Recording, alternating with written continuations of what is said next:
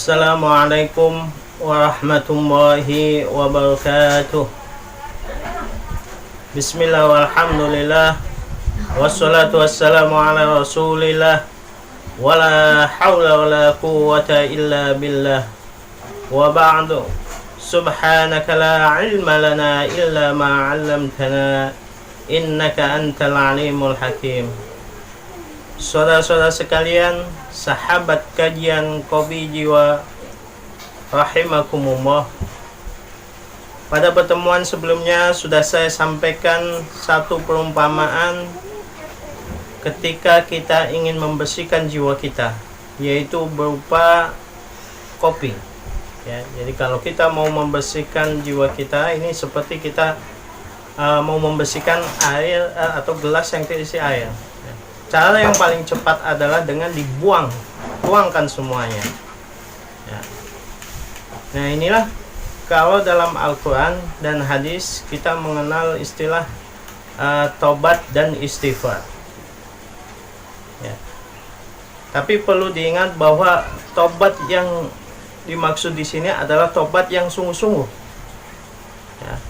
Atau tobatan nasuha, bukan tobat sambel. Ya. Kalau tobat sambel itu menyesal tapi habis itu diulang lagi, itu namanya tobat sambel, ya. Nah, tapi betul-betul taubatan nasuha, ya, yang memiliki 3 unsur. Yang pertama, meninggalkan perbuatan yang dilakukan, ya, atau dosa yang dilakukan. Kedua, menyesali an-nadam, menyesali perbuatan tersebut, dan ketika berjanji tidak akan mengulanginya lagi. Nah, ini dalam Al-Quran di surat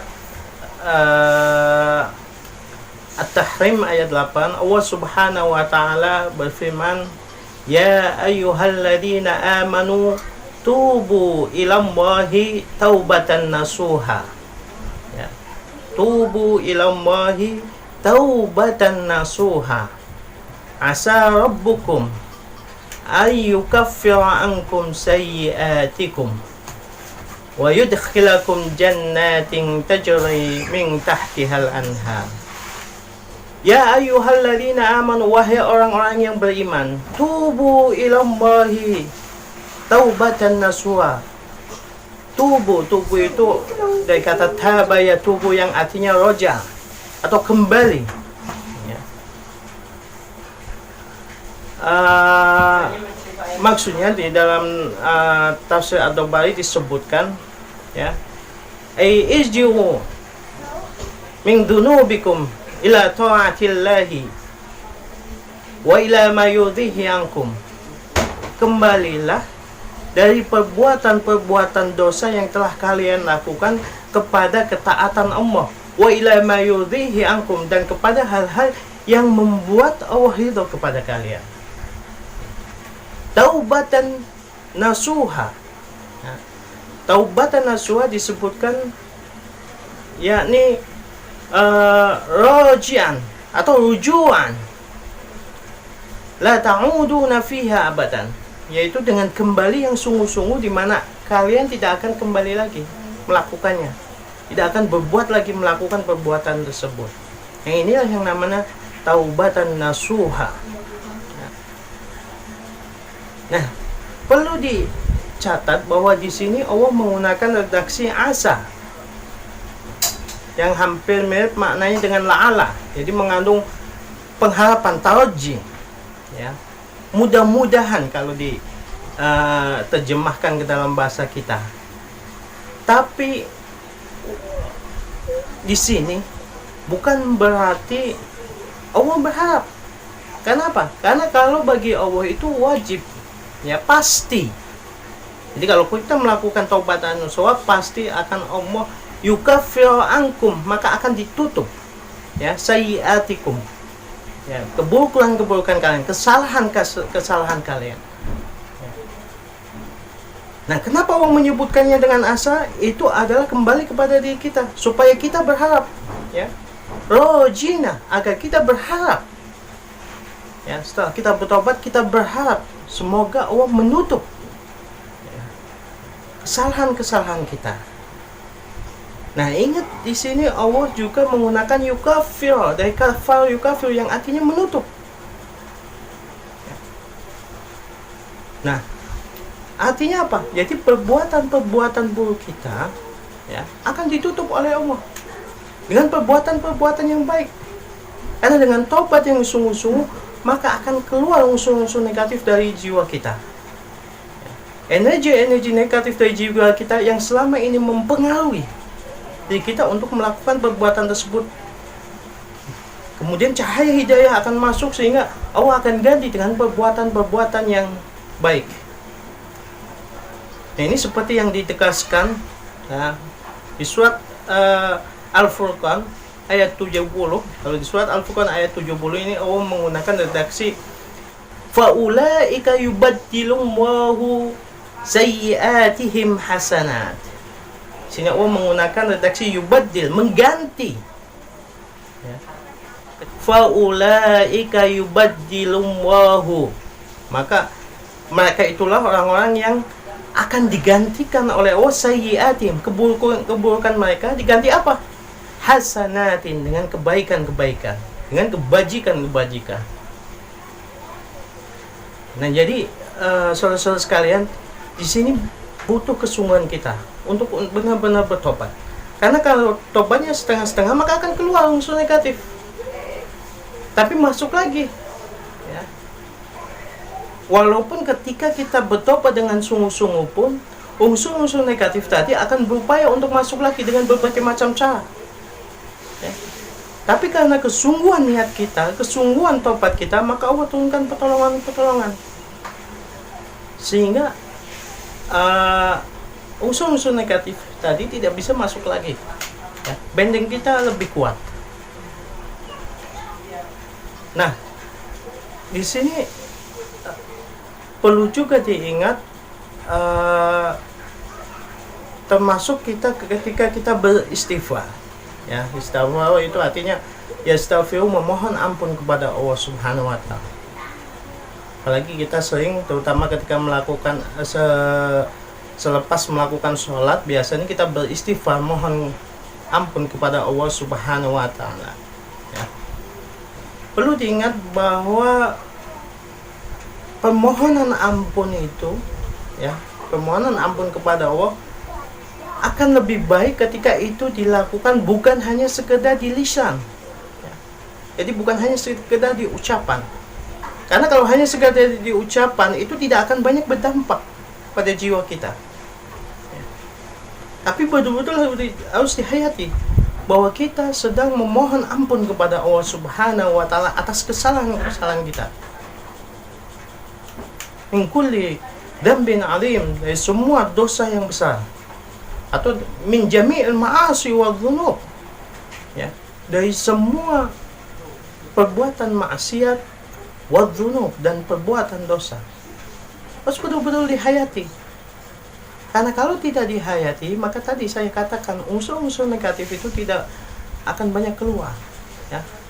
Sehingga tidak banyak berdampak pada diri kita. Tapi kalau kita membacanya dengan penuh kesungguhan hati, insya Allah akan berdampak. Sehingga perlahan-lahan kita ke depan akan menjadi orang yang lebih baik, insya Allah. Yang kedua juga perlu dicatat bahwa yang di sini yang perlu diutamakan adalah faktor kualitas, bukan kuantitas. Artinya bukan jumlahnya yang kita kejar. Jumlah penting, ya. Sekali lagi saya tekan, jumlah penting, tapi yang lebih penting adalah kualitas. Nah, kualitas ini akan berfungsi sebagai pengalih. Jadi kalau misalkan kita beristighfar 1000 tapi kualitasnya tidak baik, katakan pengalinya cuma 1, maka hasilnya 1000. Tapi kalau jumlahnya 100 saja, pengalinya bagus, kualitasnya bagus, maka ada kemungkinan lebih besar. Ya. Demikian pula dengan tadi. Kalau kualitasnya bagus, insya Allah akan lebih banyak mempengaruhi jiwa kita ke depan menjadi lebih baik. Kemudian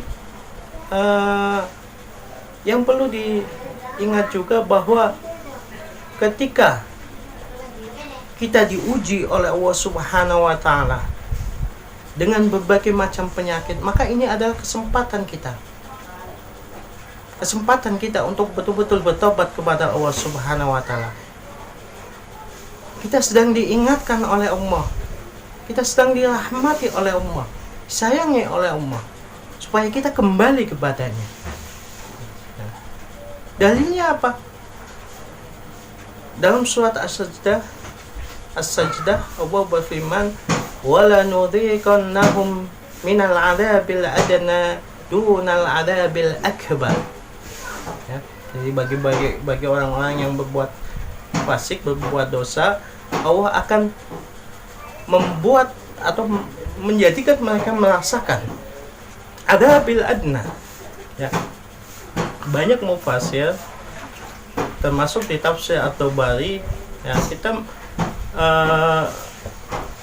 menemukan bahwa makna adab, ya, adzabil adna ini adalah masaibud dunya wasqamuha wabalayaha wabalauha.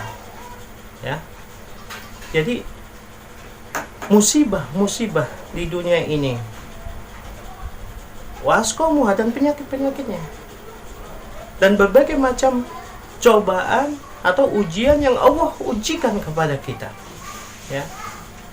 Tujuannya apa tadi? Tujuannya supaya kita introspeksi diri, kemudian kita ingat kepada Allah Subhanahu wa taala. Kita kembali, kita bertobat kepada Allah Subhanahu wa taala.